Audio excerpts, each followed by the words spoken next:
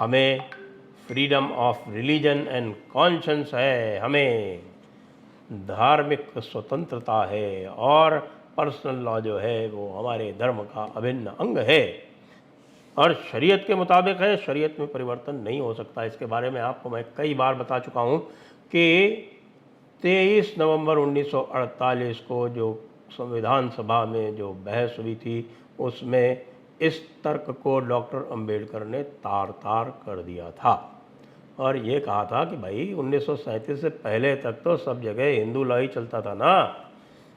यहाँ तक कि केरला में तो जो मैट्रियार्कल मातृ सत्तात्मक लॉ था, जो कानून था, जो महिलाओं की तौर चलता था, जिसे मारूमत्तकयम बोलते हैं, वो चलता था। तो 1937 तक तुम्हारी शरीयत कहाँ थी? सारे लोग जो थे वो हिंदू लॉ के हिसाब से चलते थे। अब ये कह रहे हैं कि साहब कि शरीयत के मुताबिक, शरीयत एक्ट के मुताबिक साहब ऐसा नहीं है, शरीयत एक्ट में कोई परिवर्तन नहीं होना चाहिए। मैं आज के समक्ष आपके समक्ष ये रहस्य उद्घाटन करने जा रहा हूँ कि न केवल शरीयत एक्ट में अपितु उसके बाद एक 1947 में मुस्लिम मैरिज डिसोल्यूशन एक्ट लाया गया था। ये दोनों शरीयत के विरुद्ध बने हुए हैं। और क्यों बने हुए हैं? केवल इसलिए क्योंकि जिन्ना और ब्रिटिश में दुरभिसंधि थी और नेहरू जो थे वो गुलाम थे। किसके? ब्रिटिश के। जिन्ना 1935 के government of India act. SIP की शुरुआत करना चाहते हो? आप ऑटोमेटिकली अपने महीने के सेविंग्स को एसआईपी में इन्वेस्ट कर सकते हो। सिर्फ एक्ट के तहत जो इलेक्शन हुए थे 1936 में, उसमें बुरी तरह से हारे थे। यानी उसकी मुस्लिम लीग को कहीं भी किसी भी प्रकार का कोई समर्थन नहीं मिला था। और यहाँ तक कि पंजाब और बंगाल में जो कि बाद में विभाजित हुए 1946 के इलेक्शन के बाद में, वहाँ भी मुस्लिम लीग को कोई समर्थन नहीं मिला। पंजाब में यूनियनिस्ट पार्टी जीती थी जो कि मुस्लिम ज़मींदारों की और सिखों की एक मिली जुली पार्टी थी, सिख ज़मींदारों की। और बंगाल में एक प्रजा कृषक पार्टी थी, वो भी मुस्लिम ज़मींदार उसमें काफ़ी हुआ करते थे, वो जीती थी। यानी जो लोकल मुस्लिम लीडरशिप थी वो थी, मुस्लिम लीग का कहीं अता पता नहीं था। तो अब रहस्योद्घाटन क्या है कि भाई जिन्ना ने ये कहा कि हमारे लिए ये अलग एक्ट बना दो तो हमें इसको सेपरेट करने में और ये सेपरेटिस्ट फीलिंग जो है वो बनाने में, हिंदू मुस्लिम करने में आसानी होगी, जो उन्होंने किया। ये रहस्योद्घाटन सर्वप्रथम किया है श्री एस गुरुमूर्ति ने न्यू इंडियन एक्सप्रेस में। उसका लिंक मैं आपको दे दूंगा, ये आप डिस्क्रिप्शन में उस आर्टिकल का लिंक देख लीजिएगा। लेकिन जो दूसरी बात है मुख्य है कि यही शरीयत एक्ट के जो प्रावधान है, जो मैं बहुत बार से कहता आ रहा हूँ, और वो जो दूसरा एक्ट है वो मुस्लिम मैरिज डिसोल्यूशन एक्ट है। पहले मुस्लिम मैरिज डिसोल्यूशन एक्ट की बात कर लें। शरीयत का प्रावधान ये है कि मान लीजिए कोई मुस्लिम जो है वो शादी कर ले किसी, मुस्लिम जो है वो यदि धर्म छोड़ दे तो उसका जो निकाह है वो अपने आप ख़त्म हो जाता है। ये शरीयत का प्रावधान है। तो भाई ये बताइए कि मुस्लिम मैरिज डिसोल्यूशन एक्ट क्या है? वो इसका ठीक उल्टा कहता है कि यदि कोई अपना धर्म परिवर्तन भी कर दे तब भी उसका निकाह तब तक ख़त्म नहीं होगा जब तक कि उसको काजी जो है वो प्रोनाउंस नहीं कर दे। यानी एक कोई मुस्लिम अथॉरिटी जो है वो जब तक उस निकाह को खारिज नहीं कर दे तब तक नहीं होगा। यानी कि आप पूरी तरह से शरीयत के ख़िलाफ़ जाके यहाँ पर काम कर रहे हैं। लेकिन क्यों हुआ ऐसा? क्योंकि उस समय जो था वो बहुत सारी ऐसी संभ्रांत जो मुस्लिम महिलाएं थीं, वो इन लोगों के चक्करों से निकलने के लिए उनको चाहिए होता था खुला, जिसका प्रावधान होता है खुला का मुस्लिम लॉ में, यानी कि शरीयत में। उनको खुला देते नहीं थे कि खुला भी जो है वो काजी इत्यादि ही देंगे। तो वो खुला नहीं मिलता था तो वो क्या करती थी कि वो धर्म परिवर्तन करके क्रिश्चियन बन जाती थी और क्रिश्चियन बन के वो निकाह से मुक्त हो जाती थी। तो इसको रोकने के लिए इन्होंने ये शरीयत के विरुद्ध ये प्रावधान किया। लेकिन ये तो कम है। आइए देखते हैं हम जो शरीयत एक्ट 1937 है, जिसके दम पर ये सारे के सारे ये दम भर रहे हैं कि नहीं, इसमें कोई परिवर्तन नहीं होना चाहिए। इसमें जो पूरा का पूरा इनका जो ज़मींदार क्लास था, उसने जो महिलाओं को दबाने के लिए जो सारे प्रावधान थे वो तो करवा लिए, लेकिन जो लैंड से संबंधित प्रावधान थे उसको अलग कर लिया। पढ़ के सुनाऊं? पढ़ के सुनाता हूँ। इसका सेक्शन 2 है application of personal law to Muslims. ये कहता है notwithstanding any custom और usages to the contrary in all questions. अब ब्रैकेट में क्या है, इसके बाद ब्रैकेट में आता है save questions relating to agricultural land, यानी जमींदारों की सारी ज़मीन फ्री। ज़मीन केवल और केवल जो शहरी ज़मीन है उसको उसमें ले लिया, लेकिन उसको भी अलग करने का रास्ता वहाँ भी निकाल लिया।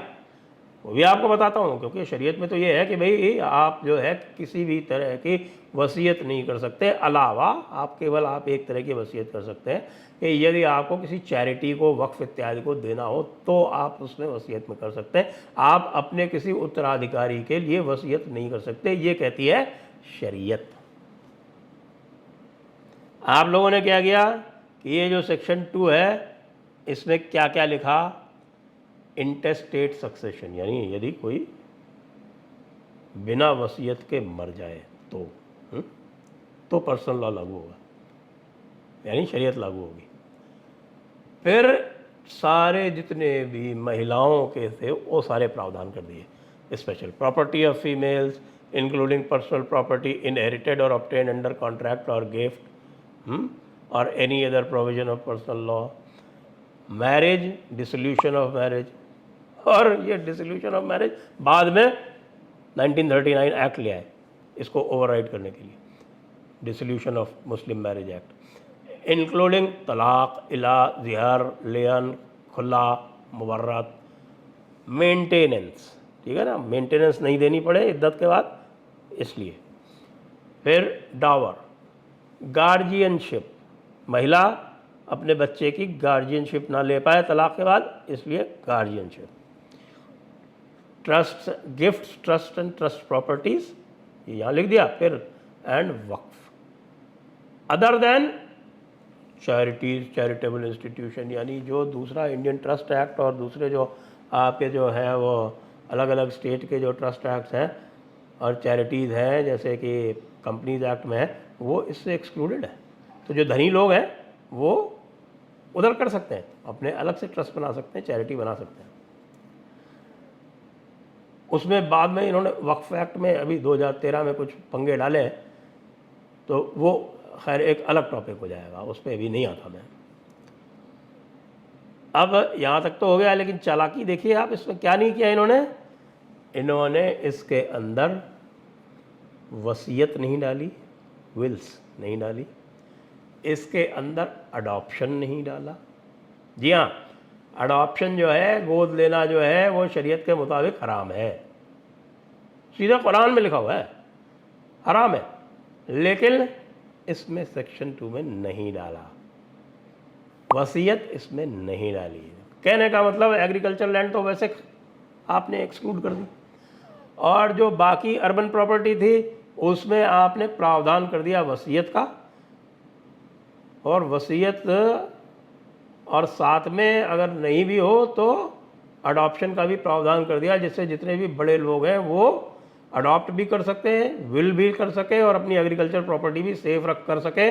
और बाकी जो लोग सारे हिंदू लॉ के हिसाब से चलते थे उनको सबको ये पाबंद कर दिया कि नहीं, अब तुम हिंदू लॉ के हिसाब से नहीं चलोगे, तुम शरीयत के हिसाब से चलोगे, यानी कि पूरी तरह से कब्जे में ले लिया जो भारतीय मुस्लिम समाज था। जिन्ना ने इसके ठीक 2 साल बाद अपनी जो प्रॉपर्टी है उसकी 2.5 एकड़ का बंगला और पता नहीं कितनी अरबों की प्रॉपर्टी थी वो उसने वसीयत करके अपनी बहन के नाम लिख दी। क्यों? क्योंकि उसकी बेटी ने, जो इस पर्सनल लॉ के हिसाब से उसकी वारिस होती, उसकी बेटी ने क्या किया? एक पारसी से शादी कर ली। अपनी बेटी को डिसइनहेरिट करने के लिए इस जिन्ना ने बाकी जो आम जनता थी उसके लिए तो ये बनवा दिया। आम जनता का क्या था? देखिए उस समय क्या होता था कि उस समय हिंदू लॉ चलता था। हिंदू लॉ में ये था कि महिला को पिता के प्रॉपर्टी में अधिकार नहीं मिलते थे। ये बाद में जब हिंदू कोड बिल आया तो वो चेंज हुआ, वो अलग बात है। 2005 में तो पूरी तरह से बराबर अधिकार हो गए और किसी ने प्रोटेस्ट भी नहीं किया। हमारे यहाँ तो आप जानते हैं सुधार का लगातार एक निरंतर क्रम चलता रहता है। तो यहाँ क्या होता है आगे, जिन्ना ने ये जो काम किया वो तो किया, जो बाकी जो ज़मींदार थे उन्होंने भी यही रास्ता अपना लिया। जो आम जनता थी, जो हिंदू लॉ के हिसाब से चलती थी और जो अपने पुत्रों में अपनी भूमि का वितरण करती थी, उसको शरीयत के हिसाब से चलने का हुक्म दे दिया गया। शरीयत के हिसाब से चलने का हुक्म का मतलब ये हुआ कि वो प्रॉपर्टी केवल उसके बच्चों में नहीं जाएगी। यहाँ तो पुरानी परंपरा है, अपने बच्चों में ही सब सारी प्रॉपर्टी देते, वो बच्चों में नहीं जाके भाइयों में